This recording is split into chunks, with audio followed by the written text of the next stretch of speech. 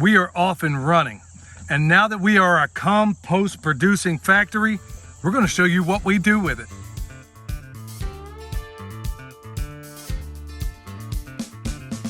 This is Perma Pastures farm in action, where permaculture is my Hey, before we get hopping and popping, y'all, if you haven't checked out the most ballinest podcast out there, correction, Pimpcast, check it out down below. It's called the Permaculture Pimpcast.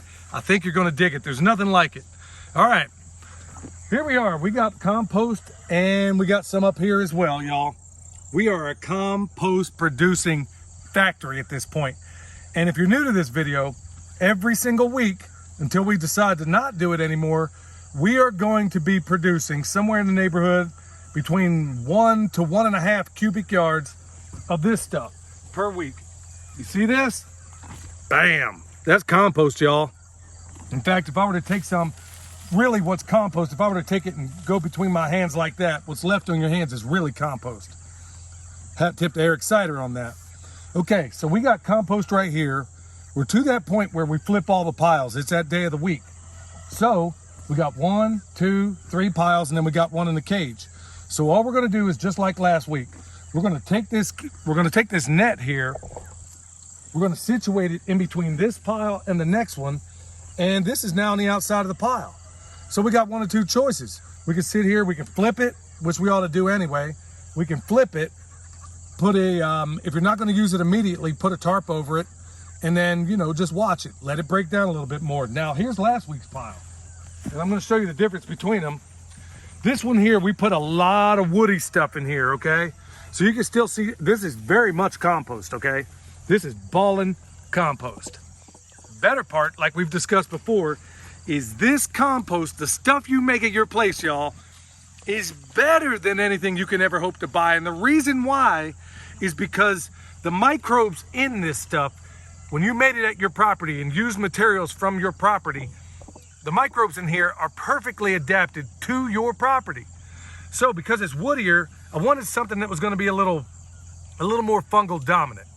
So we're going to take this, you see where Michelle's working over there. We got trees all the way around. We flank both sides of the driveway with them. We're going to use this wheelbarrow over here and literally walk, 1, 2, maybe 4 steps. So this chicken tractor on steroids is tractoring its way down the hill. And every single time they leave back a compost pile, it's going to go right here into there and then take a couple, or maybe not even that far. I could literally take it with a pitchfork and dress these trees or bushes or anything else you have over there. Now, we're also going to be doing something else special with this.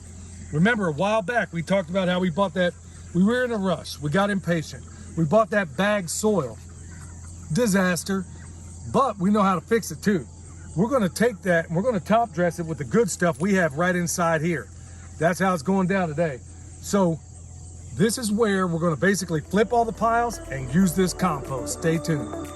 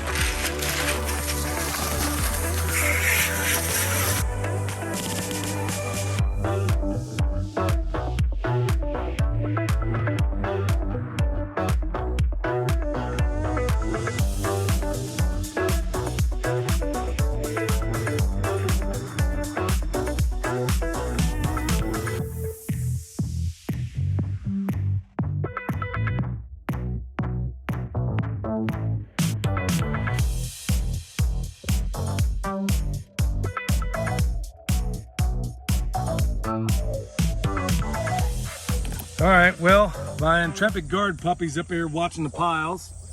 And we're going to work those two here in a minute, but I want to just give you a brief overview of what happened. Everything has been flipped. They got food down in that cage, y'all, but look where they preferred to be.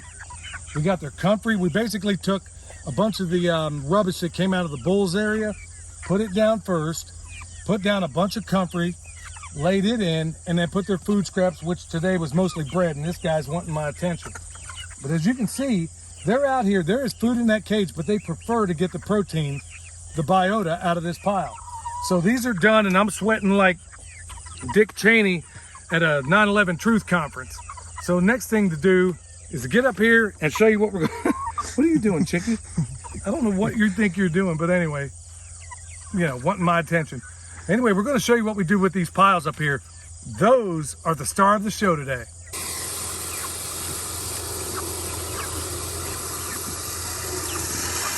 So we're going to show you just how we do it with the compost, all right?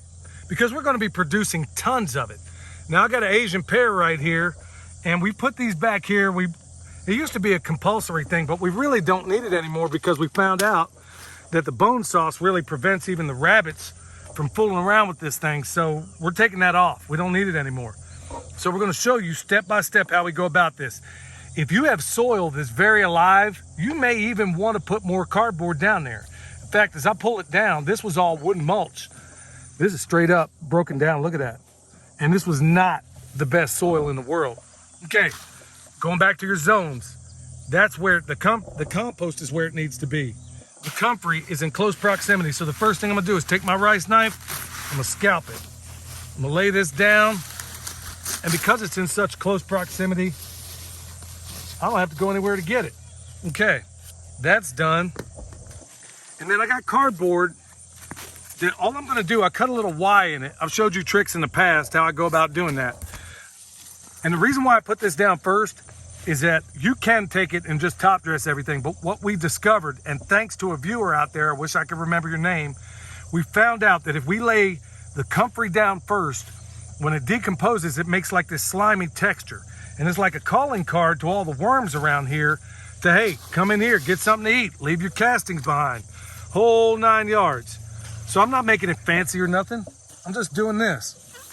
And I'm gonna take the rest of this cardboard because I already have it, and I'm just gonna layer it on there as well. Just like that. Now there's things in here we don't wanna hit, so we just take note of that. But this is why, y'all, this is why I love doing what I do. I mean, this is just really, really cool. So, got that down. If I wanted, I could have laid raw manure down on top of that if I wanted to. That'll call the worms as well. So I got this little extra piece, not a big deal. Okay, this is gone. Comfrey's down, cardboard's on. Now we got two different compost piles, and I'm gonna tell you which one I'm using and why. All right, this is the one that just turned out. And let me tell you, nephew, that is some good looking compost up in there. But that's not what I want to use. This one is less woody, so I want to use it inside that high tunnel. We'll show you that in a minute. But right here, this stuff is a little more woody, and I left it that way because I knew I'm going to want to dress my trees with it. And I'm leaving that woody stuff in there primarily because it's going to be more fungal. It's going to be heavier fungally, okay? So I'm just going to take that.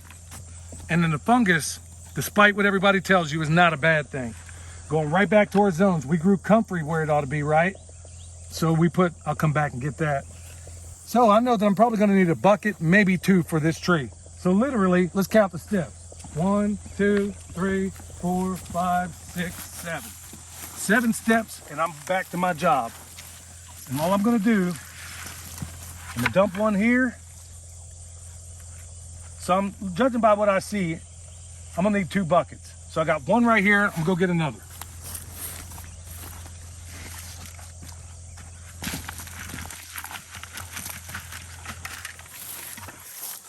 Okay, now that that's on there, y'all, I could even put a third if I wanted.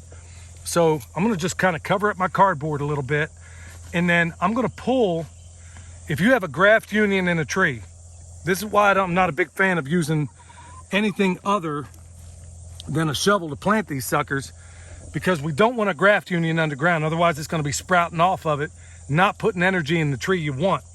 So whatever you do, when you go in here and you put this on there, do not do what I see all over town. Don't do that. Pull it away, and you're going to imagine a donut laid on its side. That's how I want my compost pot, my compost ring to look. Look at that. Perfect. So just so you know, folks, here's how alive this soil was. Completely dead when we got here. These are some of the methods we use to bring it back to life, because I'm here to tell you, before I started this, the last time I did this, I'm telling you what, that ring was plumb up to here. And because the soil is so alive, it's dropped down, it's gone down, it's gone down. That's exactly what we want to see. So with that said, we got this part done, got everything done, but let's take stock of all this. Zoning, comfrey is exactly where it ought to be. So all I got to do is take my rice knife, take off what I need, put it down. Compost, well within the zone where it ought to be. This is what you want to be thinking about. This is how you make your homestead more efficient. This is exactly what we want. I remember having a conversation with Danny from Deep South Homestead, and people wonder how he and Miss Wanda are able to do all they do. It's because of zoning. You put things where they belong. You don't put your chickens in zone 5. All right, with that said, we're going to work on this other pile. We're going to keep dressing these trees. We're going to show you what we do with this other one. All right, here we are in the high tunnel, and it's looking pretty good despite all the nonsense we've dealt with that bagged soil, which is my fault. Anyway, we got these tomatoes on here that need to come down, and I think they would have done a lot better had we given them a little more care. But honestly, at the end of the day, it all goes down to the soil. We got some over here that are looking good. See that lady over there with a frown on her face because I used her box in the last part of the video? That's right. You did. Yeah, she lost her mind over a box. Anyway, I provided her with a bucket instead. So we're gonna harvest. Which I didn't want a bucket because all the tomatoes in the bottom get smashed. I had the box for a reason, which he completely disregarded. Hey. It looks like I need to make a part 2, y'all. Of my parents are losing their minds. Yeah. Anyway, well, notwithstanding Shaniqua's drama over there, we're gonna go ahead. Oh, you're gonna get some drama when you mess with my stuff. Anyway, we're gonna snatch these tomatoes off of here. They're done, and then we're gonna go ahead and dress this with some of the really good compost, not that garbage that came from a bag. Lesson that we shouldn't have had to learn, but here we are again, learned it again. So we're gonna get these done and drive on.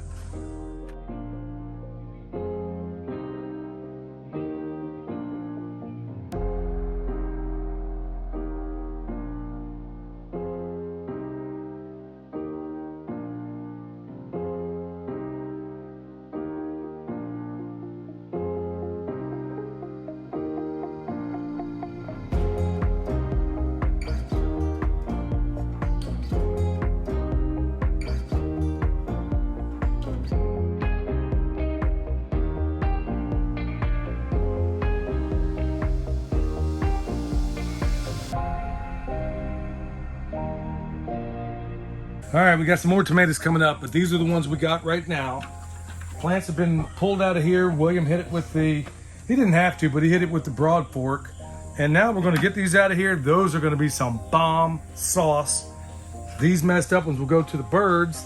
So now we're gonna go down there and get the other compost pile. I'll tell you the reasons why. All right, remember this one here is woodier for the trees. That's exactly what I want. This stuff down here,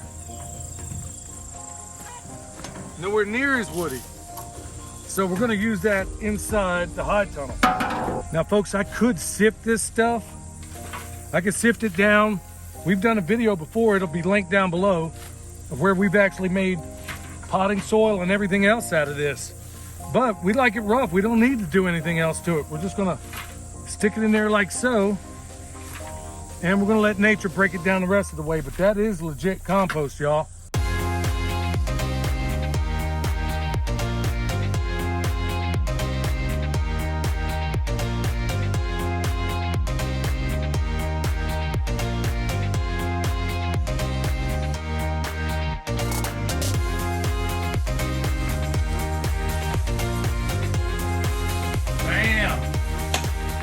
Homestead Honey's over here picking these beans. She's She's gonna make what, a 3-bean salad out of it? Something. I don't know yet. Something like that. All I know is it's gonna be balling. So what we're gonna do is take this stuff and we're just gonna top dress this thing. Nature is gonna do the rest for us.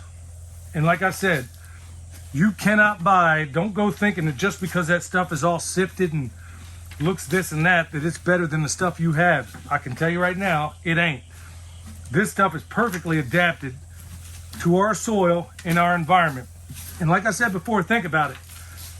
Getting compost that was made up in, let's say, New Hampshire and bringing it to your place, let's say in Georgia, is like taking an Inuit up in Alaska and expecting them to survive in Panama. That's your microbes in your place are not the same as microbes 10 miles away from you, more than likely. So that's why it's best to make it right where you are.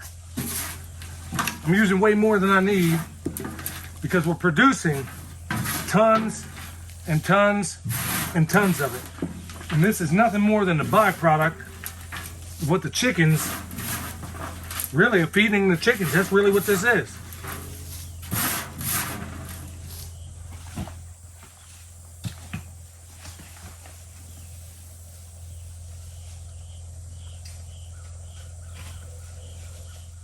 All right, y'all. Bam!